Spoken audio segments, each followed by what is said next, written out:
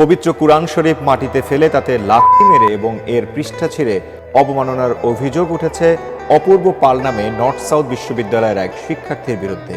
আমি বুঝি না, বাংলাদেশে 95% মুসলিম থাকা সত্ত্বেও এদের মতো জারদ সন্তান ও কুলাঙ্গারের বাচ্চারা কোরআন অবমাননা করার সাহস পায় কিভাবে?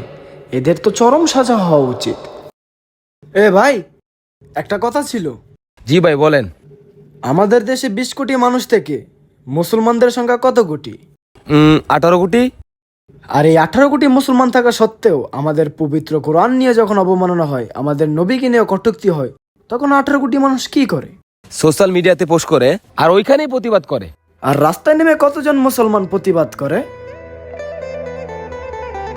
আমাদের মেন সমস্যাটাই হচ্ছে এখানে আমরা রাস্তায় নামতে পারি না, আমরা প্রতিবাদ করতে পারি না, যার ফলে এইসব অপূর্ব পালের মতো অনেক অপূর্ব পাল রয়েছে যারা ইসলাম ধর্মকে নিয়ে অবমাননা করে পার পেয়ে যাচ্ছে, যারা আমাদের পবিত্র কোরআনকে নিয়ে